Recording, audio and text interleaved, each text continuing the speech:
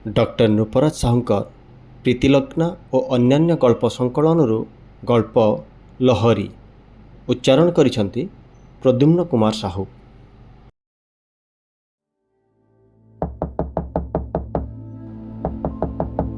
ଆଜ୍ଞା କବାଟ ଖୋଲ, ଆଜ୍ଞା ବାବୁ କବାଟ ଖୋଲ, ବାବୁ କବାଟ ଖୋଲ, ବାବୁ ବାବୁ କବାଟ ଖୋଲ। ମୋ ନିଦ ଭାଙ୍ଗିଗଲା କାହାର ଡାକରେ। ଶୁଣିପାରିଲି ଜଣେ କେହି ସ୍ତ୍ରୀ ଲୋକ କବାଟରେ ବାରମ୍ବାର କରାଘାତ କରି ଡାକୁଛି। ମୋ ସ୍ତ୍ରୀ ବି ଉଠି ପଡ଼ିଲେ। ଆମେ ସ୍ପଷ୍ଟ ଶୁଣିପାରୁଥିଲୁ କୌଣସି ଜଣେ ଅସହାୟ ଅବଳାର ସ୍ୱର। ଆଜ୍ଞା କବାଟ ଖୋଲ, ଆଜ୍ଞା ବାବୁ କବାଟ ଖୋଲ। କିଏ ହେଇପାରେ ଏ ଅଧରାତିରେ? କବାଟ ଖୋଲିବା ଆଗରୁ ଆସ୍ତେ ଝରକା ଖୋଲି ଦେଖିବାର ଚେଷ୍ଟା କଲୁ। ଜହ୍ନର ଝାପ୍ସା ଆଲୁଅରେ ଦେଖାଗଲା କେହି ଜଣେ ତରୁଣୀ ଛିଡ଼ା ହୋଇ କବାଟ ଖୋଲିବା ପାଇଁ ବିକଳ ଡାକ ଛାଡ଼ୁଛି। ଝରକା ଦେଇ କିଛି ପଚାରିବା ଉଚିତ ମନେ କଲିନି ମୁଁ। କେହି ଜଣେ ନିଶ୍ଚିତ ସଙ୍କଟର ସମ୍ମୁଖୀନ ହୋଇନଥିଲେ କାହିଁକି ବା ଏ ଅସମୟରେ କାତର ସାହାଯ୍ୟ ପ୍ରାର୍ଥନା କରିବ? କବାଟ ଖୋଲି ପଚାରିଲି, କିଏ ତମେ? କିଷାନ କେଉଁଠି ଅଛି ବାବୁ? ମୋତେ କିଷାନ ପାଖକୁ ନେଇଯାଅ ଆଜ୍ଞା। ମୁଁ କିଷାନକୁ ନ ପାଇଲେ ମରିଯିବି ବାବୁ, ମୁଁ ପାଗଳ ହେଇଯିବି। ମୋତେ ମୋ କିଷାନକୁ ଦେଖେଇ ଦିଅ ଆଜ୍ଞା। କାହିଁ ମୋ କିଷାନ? ମୁଁ ଆଉ ମୋ ସ୍ତ୍ରୀ କିଛି ବୁଝିପାରିଲୁନି। କିଷାନ କିଏ? କ'ଣ ପାଇଁ କିଷାନକୁ ଏତେ ବ୍ୟସ୍ତ ହେଇ ସେ ଝିଅଟି ଖୋଜୁଛି? ତାକୁ କିଛି କହିବା ବିଳମ୍ବ ଦେଖି ଝିଅଟି କାକୁସ୍ଥ ହୋଇ ହାତ ଯୋଡ଼ି କହିଲା, ମୋ କିଷାନ କେଉଁଠି ଅଛି ଆଜ୍ଞା? ମୋତେ ମୋ କିଷାନ ପାଖକୁ ପହଞ୍ଚାଇ ଦିଅ। କିଷାନକୁ ଡାକିଦିଅ ବାବୁ। କାହିଁ ମୋ କିଷାନ? ଗୋଡ଼ ଧରୁଛି ବାବୁ, କାହିଁ ମୋ କିଷାନ? କୋଉ କିଷାନ? କାହା କଥା ପଚାରୁଛ? ମୁଁ ପଚାରିଲି। ଆପଣଙ୍କ ଡ୍ରାଇଭର ଆଜ୍ଞା, ଆପଣଙ୍କର ଗାଡ଼ି ଚଲାଉଛି। ତାକୁ ଟିକେ ଡାକିଦିଅ ବାବୁ। କଥାଟା ବେଶ ବୁଝିପାରିଲି ମୁଁ। ଝିଅଟା ଭୁଲବଶତଃ ଆମ ଘରକୁ ଆସି ପହଞ୍ଚିଥିଲା। ଆମ ପଡ଼ୋଶୀ ବ୍ୟାଙ୍କ ଅଫିସର ପଟ୍ଟନାୟକ ବାବୁଙ୍କ ଡ୍ରାଇଭର କିଷାନ। କିଷାନ ତାଙ୍କ ଗାଡ଼ି ଚଲାଏ। ଗତ 2 ବର୍ଷ ହେଲା କିଷାନ ତାଙ୍କ ଡ୍ରାଇଭର କାମ କରୁଛି। ମୁଁ ନିଶ୍ଚିତ ହେଲି ଝିଅଟି ତାକୁ ହିଁ ଖୋଜୁଛି ଏବଂ ଭୁଲବଶତଃ ପଟ୍ଟନାୟକ ବାବୁଙ୍କ ଘର ଭାବି ଆମ ଘରେ ପହଞ୍ଚି ଯାଇଛି। ମୁଁ ଜାଣିନଥିଲି ଏ ଝିଅଟି ସହିତ କିଷାନର କି ସମ୍ପର୍କ। କିଷାନ ବାହା ହେଇ ନଥିବା କଥା ମୁଁ ଭଲ ଭାବେ ଜାଣେ। ଅନେକ ଥର ପଟ୍ଟନାୟକ ବାବୁଙ୍କ ଗାଡ଼ି ନେଇ ଆମେ ବାହାରକୁ ଯାଇଛୁ, ତେଣୁ କିଷାନ ବିଷୟରେ ମୁଁ ଭଲ ଭାବେ ଜାଣେ। ମୁଁ ଅନୁମାନ କଲି ଝିଅଟା ହୁଏତ କିଷାନକୁ ଭଲ ପାଉଥିବ। ତଥାପି ବି ପଚାରିଲି, କିଷାନ ତମର କ'ଣ ହବ? ମୋର ସବୁ କିଛି ଆଜ୍ଞା, ମୋର ଭଗବାନ, ସେ ମୋର ସବୁ ବାବୁ। ମୋତେ କିଷାନ ପାଖରେ ଖାଲି ପହଞ୍ଚାଇ ଦିଅ ଆଜ୍ଞା। କାନ୍ଦି କାନ୍ଦି କହୁଥିଲା ଝିଅଟି। ଏତେ ଗଭୀର ରାତିରେ ପଟ୍ଟନାୟକ ବାବୁଙ୍କୁ ଡାକିବି ନା ତାଙ୍କ ଦାଣ୍ଡ ଘରେ ଶୋଇଥିବା କିଷାନକୁ? ମୁଁ କିଛି ସ୍ଥିର କରିପାରିଲିନି। ପୁଣି ଜଣେ ଅଜଣା ଝିଅକୁ ଏମିତି ଏକ ଅସମୟରେ କିଷାନ ସାଙ୍ଗରେ ମିଶିବାକୁ ଦେବା କେତେ ଦୂର ଉଚିତ ହେବ ଭାବିପାରୁନଥିଲି। ତମ ନାଁ କ'ଣ? ଘର କେଉଁଠି? ତମ ବାପା କିଏ? କାହିଁକି କେଜାଣି ମୁଁ ଟିକିଏ ରୁକ୍ଷ ଗଳାରେ ପଚାରିଲି। ମୋତେ କିଛି ପଚାରନି ବାବୁ। ମୁଁ ଲହରୀ, କୁଟିଆ ପଦର ଦାମ ମିସ୍ତ୍ରୀର ଝିଅ। ମୋତେ ଖାଲି କିଷାନକୁ ଦେଖେଇ ଦିଅ ବାବୁ। କୁଟିପଦର ଦାମ ମିସ୍ତ୍ରୀର ଝିଅ? ଦାମ ମିସ୍ତ୍ରୀକୁ ମୁଁ ଭଲ ଭାବେ ଜାଣେ। ମୋ ସ୍ତ୍ରୀ ବି ତାକୁ ଭଲ ଭାବରେ ଚିହ୍ନିଛନ୍ତି। କାଠ କାମରେ ଓସ୍ତାଦ ଦାମ ମିସ୍ତ୍ରୀ। ମୋ ଝିଅ ବାହାଘର ବେଳକୁ 2 ମାସ ଧରି ଆମ ଘରେ କାମ କରିଛି ଦାମ। ପଲଙ୍କ, ସୋଫା, ଡ୍ରେସିଂ ଟେବୁଲ ଇତ୍ୟାଦି ଦାମ ମିସ୍ତ୍ରୀ ତିଆରି କରିଛି ମାନେ ଯଥେଷ୍ଟ। ତାକୁ ଏଇ ଛୋଟ ସହର ତଥା ଆଖପାଖରେ ସମସ୍ତେ ଜାଣନ୍ତି। ଦାମ ମିସ୍ତ୍ରୀ ସଚ୍ଚୋଟ କାମ କରିବ। ଆଜିକାଲିକା ପରି ଠକିବା ଜାଣେନି ସେ। ଟିକେ ଚଢ଼ା ଦର ନେବ, କିନ୍ତୁ ଖାସ୍ କାମ କରିବ। 2 ମାସ ତଳେ ଆମ ଘରେ କାମ କଲାବେଳେ ଦାମ ତା ଜୀବନ କାହାଣୀ ଶୁଣେଇଥିଲା। ଯାହା ଘରେ କାମ କଲେ ବି ସେ କେମିତି ଆପଣାର ହେଇଯାଏ। ସେତେବେଳେ ତା ଝିଅ ଲହରୀ କଥା ବି କହିଥିଲା। ତା ସ୍ତ୍ରୀ ଏଇ ଗତ ସାଲରେ ଆରପାରିକି ଚାଲିଗଲା। ଗୋଟେ ବୋଲି ଝିଅ, ଭାରି ଗେଲାରେ ବଢ଼ିଛି। ଭଲ ପୁଅଟିଏ ଦେଖି ଦେଇଦେଲେ ତା ଚିନ୍ତା ଗଲା। ସେ ନିଜେ ଆଉ ଥରେ ବାହା ହେବା କଥା ମନରେ କେବେ ଆଣେନି। ମୋ ସ୍ତ୍ରୀ କହିଲେ, ଦାମକୁ ଆମେ ଜାଣୁ। ବିଚରା କେତେ ସ୍ୱପ୍ନ ଦେଖିଛି ତା ଝିଅକୁ ବାହା ଦେବ ବୋଲି। କ'ଣ ହେବ କ'ଣ ନାହିଁ ଆମେ କାହିଁକି ରିକ୍ସ ନେବା? କିଷାନ ସହିତ ତାର କି ପ୍ରକାର ସମ୍ପର୍କ କିଏ କହିବ? ପୁଣି ପଟ୍ଟନାୟକ ବାବୁଙ୍କ ଡ୍ରାଇଭର ସେ। ଆମେ ମୁଣ୍ଡ ପୁରେଇବା ଉଚିତ ହେବନି। ବରଂ ତମେ ଗୋଟେ କାମ କର, ଲହରୀକୁ ତାଙ୍କ ଘରେ ଛାଡ଼ି ଦେଇ ଆସ। ତା ବାପା ପାଖରେ ଜିମା ଦେଇଦେଲେ ବରଂ ଭଲ ହେବ। ଅଚାନକ ଲହରୀକୁ ମିଛ କହିବାକୁ ମୁଁ ବାଧ୍ୟ ହେଲି। ଲହରୀ, ଶୁଣ, କିଷାନ ଏଇଠି ଆମ ଘରେ ରହି ଯେ ଆଜି ସେ ଆସିନାହିଁ। ଗାଡ଼ି ନେଇ ରାୟପୁର ଯାଇଛି। ସେ କାଲି ଫେରିବ। ସେ ଫେରି ଆସୁ, ତାପରେ ଦେଖିବା। ମୁଁ ଲକ୍ଷ୍ୟ କରୁଥିଲି ଲହରୀର ଦୟନୀୟ ଅବସ୍ଥା। କିଷାନ ନାହିଁ ବୋଲି ଶୁଣିଲା ପରେ ତା ଛାତିରେ ଯେମିତି କିଏ ଶାଣବିଦ୍ଧ କରିଦେଲା। ଆହୁରି ଅସହାୟ ହୋଇ କାନ୍ଦିଲା ଲହରୀ। ମୋ ସ୍ତ୍ରୀ ବି ତାକୁ ଅନେକ ବୁଝାଇଲେ। ଅନେକ ସମୟ ପରେ ଯଦିଓ ସେ ଥୟ ଧରିଲା, ତଥାପି ଅଣନିଶ୍ୱାସୀ ହେଇ ପଡ଼ୁଥିଲା ଲୁହ ଆଉ କୋହରେ। ମୁଁ ମୋଟର ସାଇକେଲ ବାହାର କଲି। କିଷାନ ଫେରିଲା ପରେ ସବୁ କଥା କହିବି ବୋଲି ଲହରୀକୁ ବୁଝେଇ ମୋଟର ସାଇକେଲରେ ବସିବାକୁ କହିଲି। ଗଭୀର ରାତିରେ ଲହରୀକୁ ନେଇ ପହଞ୍ଚିଲି କୁଟିପଦର। ରାଣୀପୁରରୁ 3 କିଲୋମିଟର ବାଟ। ଗାଁ ମୁଣ୍ଡରେ ମୋଟର ସାଇକେଲ ଷ୍ଟାର୍ଟ ବନ୍ଦ କରି ସେଇଠୁ ହିଁ ଚାଲିଯିବାକୁ କହିଲି ଲହରୀକୁ। ଅକସ୍ମାତ୍ ମୋତେ କିଏ ଦେଖିଦେବ, ଏଇ ଚିନ୍ତାରେ ମୁଁ ବ୍ୟସ୍ତ ହେଇ ପଡ଼ୁଥାଏ। ଯଦି କିଏ ଦେଖିଦିଏ, ସନ୍ଦେହ ଘେରରେ ମୁଁ ରହିଯିବି। ଲହରୀ ଗାଁ ମୁଣ୍ଡରୁ ଏକଲା ତା ଘରକୁ ଯିବାଟା ଠିକ୍ ହେଲା ନା ମୁଁ ନିଜେ ତା ବାପାକୁ ସବୁ କହି ଜିମା ଦେବାଟା ଠିକ୍ ହେଇଥାନ୍ତା, କିଛି ଚିନ୍ତା କରିପାରୁନଥିଲି। ମୁଁ ତା ଘରକୁ ଏତେ ରାତିରେ ଯିବାଟା ଉଚିତ ମନେ କଲିନି। ତେବେ ତା ବାପା ଯଦି ଚେଇଁଥିବ, ତାକୁ ଯଦି ଖୋଜିକି ଜଗିଥିବ, ଯଦି ଦାମ ମିସ୍ତ୍ରୀ ଦେଖି ତା ଝିଅ ଏତେ ରାତିରେ କୁଆଡ଼େ ଯାଇଥିଲା, ତେବେ କ'ଣ ହେବ ଲହରୀର ଅବସ୍ଥା? ଫେରିଲା ବେଳେ ବାଟଯାକ ଭାବୁଥାଏ ମୁଁ। ଘରକୁ ଫେରିଲା ପରେ ଆଉ ନିଦ ଆସିଲାନି। ସକାଳ ପର୍ଯ୍ୟନ୍ତ ମୋ ସ୍ତ୍ରୀ ସହିତ କେବଳ ଲହରୀ କଥା ହେଉଥିଲୁ।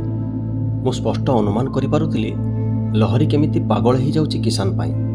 କୂଳ କିନାରା କିଛି ଖାତିର ନ କରି ପ୍ରଗଳ୍ଭା ନଦୀଟିଏ ଯେମିତି ଧାଇଁ ଚାଲିଛି ସାଗର ସହ ମିଶିଯିବା ପାଇଁ। ସକାଳେ ମୁଁ ଡାକିଲି କିଷାନକୁ। ରାତିର ଘଟଣା କିଛି ବି ତାକୁ ଜଣେଇଲିନି। କଥା ପ୍ରସଙ୍ଗରେ କିନ୍ତୁ ଜାଣିବାକୁ ଚେଷ୍ଟା କଲି ଲହରୀ ସହିତ ତା ସମ୍ପର୍କ ବିଷୟରେ। କିଷାନ ଜଣେ ସଚ୍ଚୋଟ ଚରିତ୍ରବାନ ପିଲା ବୋଲି ସମସ୍ତେ ଜାଣିଥାଉ। ତାର ଯଥେଷ୍ଟ ସମ୍ମାନବୋଧ ଥାଏ ମୋ ପ୍ରତି। କେବେ ବି ତେଣୁ ସୀମା ଅତିକ୍ରମ କରି କଥା କହିନି ମୋ ପାଖରେ। ମୁଁ ବି ତାକୁ ଖୁବ୍ ସ୍ନେହ ଦିଏ। ସେ ସାହସ କରୁନଥିଲା ଏମିତି ଏକ ବିଷୟ ଜଣେଇବାକୁ। ମୋ ବାଧ୍ୟବାଧକତାରେ ଶେଷରେ କିଷାନ ତା ମୁହଁ ଖୋଲିଥିଲା। ହଁ ସାର୍, ମୁଁ ଲହରୀକୁ ଭଲ ପାଏ। ମୁଁ ଜାଣିନି ତାକୁ କ'ଣ ପାଇଁ ଏତେ ଭଲ ଲାଗେ। ମୁଁ ବେଶୀ ପାଠ ପଢ଼ିନି ସାର୍। ସପ୍ତମ ପଢ଼ୁଥିଲି, ମୋ ବାପା ପାଠ ବନ୍ଦ କରିଦେଲା। ରାଣୀପୁର ଚାଉଲା ଗ୍ୟାରେଜରେ କାମ କଲି। ସେଇଠି ହିଁ ଡ୍ରାଇଭିଂ ଶିଖିଲି। ମୋ ବାପା ମା' ଏବେ ଖୁସି ଯେ ମୁଁ 2 ପଇସା ରୋଜଗାର କରୁଛି। ମୋ ବାପା ମା'ର ମୁଁ ଗୋଟିଏ ମାତ୍ର ପୁଅ। ମୋ ସ୍ୱାଧୀନ ଚିନ୍ତାରେ ସେମାନେ କେବେ ବି ବାଧା ଦେଇନାହାନ୍ତି। ଯଦିଓ ମୋ ବାହା ହେବା କଥା ଏପର୍ଯ୍ୟନ୍ତ ସେମାନେ ଉଠାଇ ନାହାନ୍ତି, ତଥାପି ମୁଁ ଯାହାକୁ ବାହା ହେବା କଥା କହିବି ସେମାନେ ଅରାଜି ହେବେନି। ଲହରୀ ସପ୍ତମ ଶ୍ରେଣୀ ଯାଏ ମୋ ସାଙ୍ଗରେ ପଢ଼ୁଥିଲା। ମୁଁ ପାଠ ବନ୍ଦ କରିଦେଲା ପରେ କାହିଁକି କେଜାଣି ସେ ବି ଆଉ ସ୍କୁଲ ଗଲାନି। ଦିନଟିଏ ତାକୁ ପଚାରିଥିଲି କାହିଁକି ସେ ପଢ଼ା ବନ୍ଦ କରିଦେଲା। ସେ କହିଲା, ତୁ ପଢ଼ୁଥିଲୁ ବୋଲି ମୁଁ ସ୍କୁଲ ଯାଉଥିଲି କିଷାନ। ତୁ ପୁଅ ପିଲା ପଢ଼ା ବନ୍ଦ କରିଦେଲୁ ଯଦି ମୁଁ ତ ଝିଅ ପିଲା, ମୋର ପାଠ କ'ଣ ହେବ ଯେ? ମୁଁ କେବେ ଲହରୀ ପାଇଁ ଦୁର୍ବଳ ହେଇନଥିଲି ସାର୍। ସେଦିନଠୁ କିନ୍ତୁ ମୁଁ ଦୁର୍ବଳ ହେଇଗଲି ତା ପାଇଁ। କାହିଁକି କେଜାଣି ତାକୁ ଖୁବ୍ ଭଲ ଲାଗିଲା। ମୁଁ ପଢ଼ା ବନ୍ଦ କରିଦେଲି ବୋଲି ସେ ବନ୍ଦ କରିଦେଲା, ଏକଥା ମୁଁ କେବେ ବି ଭୁଲି ପାରୁନି। ମୋ ପାଇଁ କାହିଁକି ତାର ଏତେ ଦରଦ ମୁଁ ବୁଝିପାରିନଥିଲି। ପଢ଼ା ବନ୍ଦ କରି 10 ବର୍ଷ ପରେ ମୁଁ ଅନୁଭବ କରୁଛି ଲହରୀ ଇତିମଧ୍ୟରେ ମୋର କେତେ ଆପଣାର ହେଇଯାଇଛି। ତା ଘରୁ ଲୁଚେଇ ଲୁଚେଇ ମୋ ପାଇଁ ପିଠା ଆଣିଦିଏ, କେବେ ଆଉ କିଛି ଆଣିଦିଏ। କେବେ କେବେ କହେ ତା ପାଇଁ ରିବନ୍ କିମ୍ବା ବିନ୍ଦି ପ୍ୟାକେଟଟି ଆଣିଦେବାକୁ। ମୁଁ ତାକୁ ଏମିତି ସବୁ ମଝିରେ ମଝିରେ ଦିଏ। ଏବେ ତାକୁ ନ ଦେଖିଲେ ମୋତେ ଭଲ ଲାଗୁନି ସାର୍। ମୁଁ ବାହାରକୁ ଗାଡ଼ି ନେଇ 1-2 ଦିନ ନ ଫେରିଲେ ସେ ବି ମୋତେ ନ ଦେଖି ଖୁବ୍ କାନ୍ଦେ। ମୁଁ ତାକୁ କଥା ଦେଇଛି ବିବାହ ହେବାକୁ। ସେ ବି କହେ ମୁଁ ଅଭିଆଡ଼ି ରହିଯିବି ପଛେ ତୋତେ ଛାଡ଼ି ଆଉ କାହାକୁ ବାହା ହେବେନି। ତା ବାପା ଏବେ ବର ଖୋଜୁଛି ତା ପାଇଁ। ଲହରୀ ତା ବାପାକୁ କୁଆଡ଼େ କହିଲା ମୋତେ ବାହା ହେବ ବୋଲି। ତା ବାପା ନିର୍ଘାତ ପିଟିଲା ତାକୁ। କହିଲା ତାକୁ ବିଷ ଦେଇ ମାରିଦେବ। ବଢ଼େଇ ଲୋକ ହୋଇ ବଣିଆ ଘରେ ଝିଅ ଦେବ। ମୋର ସାର୍ ଅସୁବିଧା ଏତିକି ଯେ ଲହରୀ ବଢ଼େଇ ଝିଅ ଆଉ ମୁଁ ବଣିଆ। ଆମ ଘରେ କିଛି କହିବେନି ସାର୍, କିନ୍ତୁ ତା ବାପା କେବେ ବି ଏକଥା କରେଇ ଦେବନି। ମୋତେ ବାହା ନହେଲେ ଲହରୀ ବିଷ ଖାଇଦେବ, ନହେଲେ ବେକରେ ରସି ଲଗେଇଦେବ। ଆଉ ସେ ମରିଗଲେ ମୁଁ ବି ବଞ୍ଚିପାରିବିନି। ଆପଣ ଆମ ପାଇଁ କିଛି କରନ୍ତୁ ସାର୍। ମୁଁ ନୀରବରେ ଶୁଣୁଥାଏ ସବୁ କଥା। ମର୍ମେ ମର୍ମେ ଅନୁଭବ କରୁଥାଏ କିଷାନର ବ୍ୟଥା।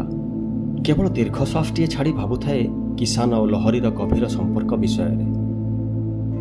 ମୁଁ ଚେଷ୍ଟା କରିବି ବୋଲି ପ୍ରତିଶ୍ରୁତିଟିଏ ଦେଇଦେଲି କିଷାନକୁ। ମୁଁ ମନସ୍ଥ କଲି ଆଉ କାଳ ବିଳମ୍ବ ନ କରି ଦାମ ମିସ୍ତ୍ରୀକୁ ଏକଥା ଜଣେଇବି। ଥରେ ଚେଷ୍ଟା କରିବି ଯେ ଲହରୀ ଆଉ କିଷାନର ବାହାଘର ହେଉ। ସେଦିନ ସଞ୍ଜବେଳେ କାମ ବାହାନାରେ ମୁଁ ବାହାରିଗଲି କୁଟିପଦର। ପହଞ୍ଚି ଦେଖିଲି ଦାମ ମିସ୍ତ୍ରୀ ତା ଘର ସାମ୍ନା ତେନ୍ତୁଳି ଗଛ ତଳେ ବସି ଆଉ 2-3 ଜଣଙ୍କ ସହିତ କଥାବାର୍ତ୍ତା କରୁଛି। ମୁଁ ପହଞ୍ଚୁ ପହଞ୍ଚୁ କିଛି କହିବା ଆଗରୁ ଦାମ କହି ପକାଇଲା, ଆଜ୍ଞା ଆସନ୍ତୁ ଆସନ୍ତୁ, ମୁଁ କାଲି ସକାଳେ ଆପଣଙ୍କ ପାଖକୁ ଯାଇଥାନ୍ତି। ଭଲ ହେଲା, ଭଗବାନ ଆପଣଙ୍କୁ ମୋ ପାଖକୁ ପଠାଇଦେଲେ। ଗୋଟେ ଖୁସିର ଖବର ଶୁଣନ୍ତୁ, ମୋ ଝିଅ ଲହରୀର ବାହାଘର ଠିକ୍ ହେଇଗଲା ଶଙ୍ଖପଡ଼ାରେ। ସମୁଦି ଆସିଛନ୍ତି, କଥା ସବୁ ପଟି ଯାଇଛି। ଆସନ୍ତା ମାଘରେ ଯୋଗ ଫିଟିଛି। ଆଉ ମାସ 2ଟାର କଥା, ଆପଣମାନେ ଟିକେ ନଜର ଦେଲେ କାମଟା ଉଠିଯିବ। ଦାମ ମିସ୍ତ୍ରୀର କଥା ଶୁଣି ମୁଁ କାଠ ପାଲଟିଗଲି। ଦାମ ସହିତ ବିଶେଷ କିଛି ଆଉ କଥା ହେବାକୁ ଚାହିଁଲିନି। ହଉ ଭଲ ହେଲା କହି ମୁଁ ସିଧା ଫେରି ଆସିଲି ରାଣୀପୁର। କିଷାନକୁ କ'ଣ କହି ବୁଝେଇବି, ଏଇ ଚିନ୍ତା ଖାଲି ମୋତେ ଘାରୁଥାଏ। କିଷାନ ଅପେକ୍ଷା କରି ରହିଥିଲା କି କ'ଣ, ସଞ୍ଜରେ ଘରକୁ ଫେରୁ ଫେରୁ ସେ ହାଜର ହୋଇଗଲା ଆମ ଘରେ। ସାର୍ କ'ଣ ହେଲା? ଲହରୀର ବାପା କ'ଣ କହିଲା? ଲହରୀ କିଛି କହୁଥିଲା? ଉତ୍କଣ୍ଠାର ସହ ପଚାରିଲା କିଷାନ। ଦାମ ମିସ୍ତ୍ରୀ ଘରେ ନଥିଲା, କାମ ପାଇଁ ବାହାରକୁ ଯାଇଛି କୁଆଡ଼େ। ସେ ଫେରୁ ମୁଁ ଯାଇ କଥାବାର୍ତ୍ତା କରିବି।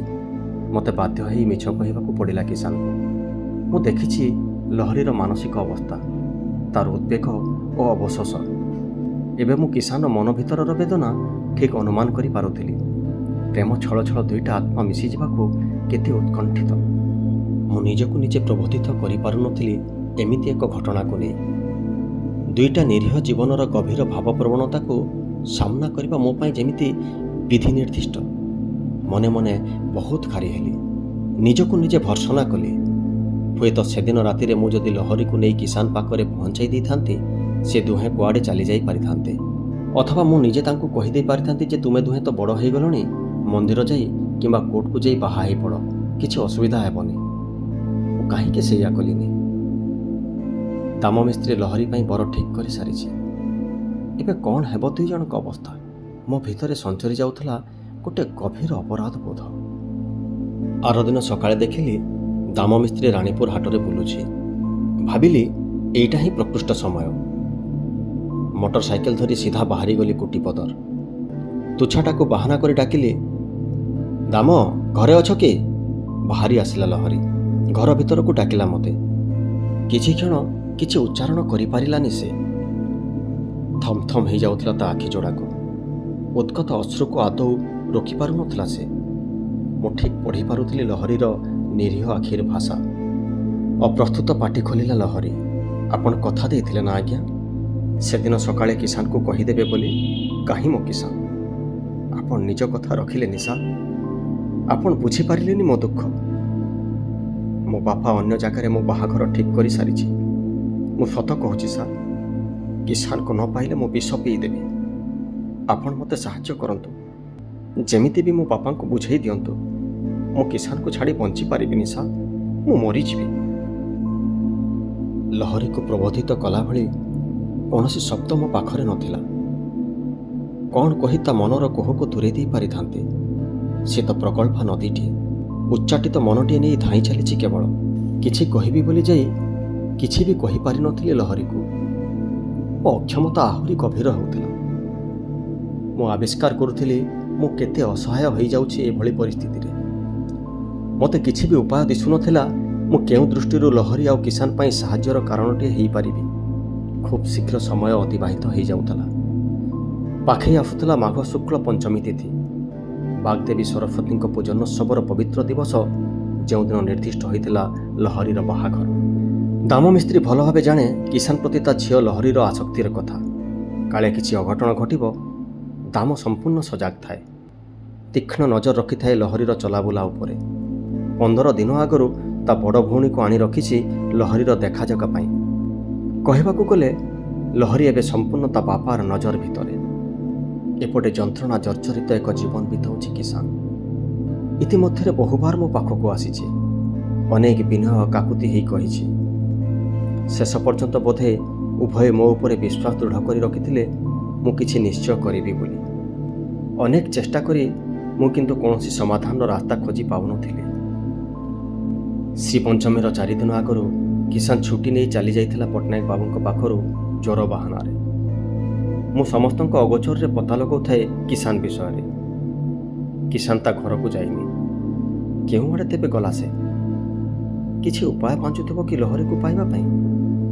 କିଛି ଅଘଟଣ ଘଟିପାରେ କି ଦାମ ମିସ୍ତ୍ରୀ ଘରେ ବାହାଘର ଦିନ? ଘୋର ସନ୍ଦେହ ଏବଂ ଉତ୍କଣ୍ଠା ଭିତରେ ମୁଁ କାଳାତିପାତ କରୁଥାଏ।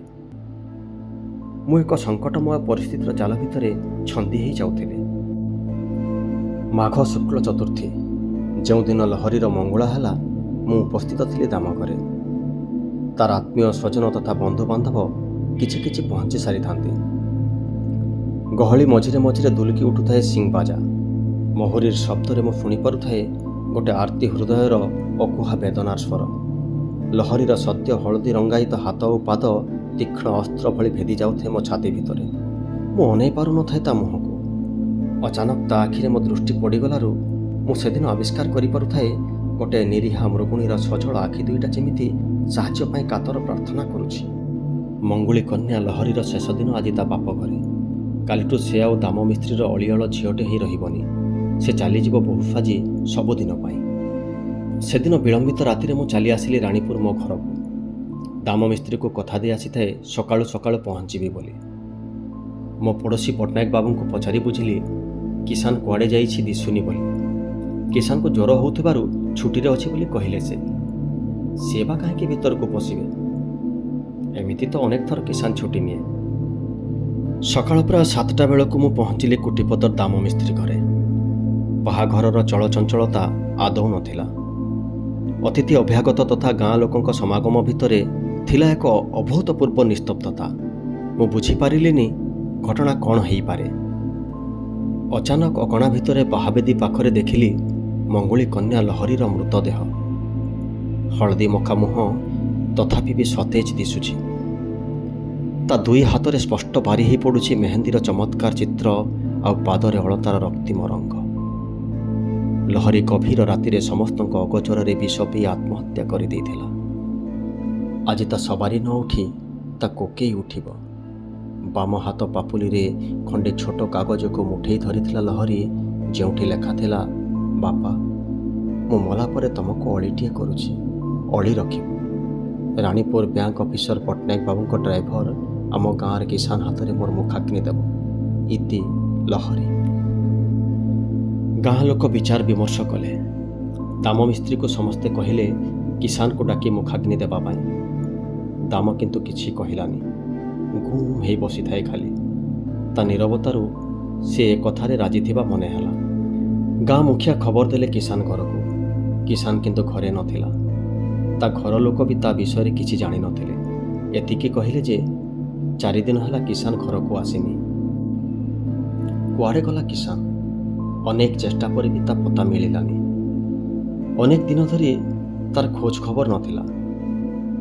ପ୍ରାୟ 15 ଦିନ ପରେ କିଏ ଜଣେ ଖବର ଦେଲା, ରିଷିଗାଁ ବୁଢ଼ା ବରଗଛ ମୂଳେ କିଷାନ ବସି କାନ୍ଦୁଛି। ମୁଁ ଅତର୍ଚ୍ଛା ଦୌଡ଼ିଲି। ଅନେକ ଲୋକ ରୁଣ୍ଡ ହେଇ ସାରିଥିଲେ ସେଇଠି। ମୁଁ ଦେଖିଲି ମାତ୍ର 15 ଦିନ ଭିତରେ ପୁରା ବଦଳି ଯାଇଥାଏ କିଷାନର ଚେହେରା। ଛାତି ହାଡ଼ ସବୁ ବାରି ହେଇ ପଡ଼ୁଥାଏ। ଖଣ୍ଡେ ମଇଳା ଛିଣ୍ଡା ଅଖା ଖାଲି ଅଣ୍ଟାରେ ଗୁଡ଼େଇ ହେଇଛି। ଅଲରା ବାଳ ମାଟିଆ ହେଇଯାଇଛି। କେବଳ ବଲ ବଲ ଦେଖୁଛି। କିଛି ବି ପ୍ରତିକ୍ରିୟା ନାହିଁ। ସେ ବୋଧେ କିଛି ବି ଜାଣିପାରୁନଥିଲା। ମୁଁ ତାର ନିକଟତର ହେବାକୁ ଚେଷ୍ଟା କଲି। ମୁଣ୍ଡ କୁଣ୍ଡେଇ ନିର୍ଧୂମ ହସିଲା କିଷାନ। ମୋତେ ଲାଗିଲା ମୋତେ ଯେମିତି ସେ ପରିହାସ କରୁଛି। ମୋ ନିପାରିଲା ପଣକୁ ଧିକ୍କାର କରୁଛି। ଏକ ଅଜଣା ଭୟରେ ମୋର ସମଗ୍ର ଶରୀର କମ୍ପି ଉଠିଲା।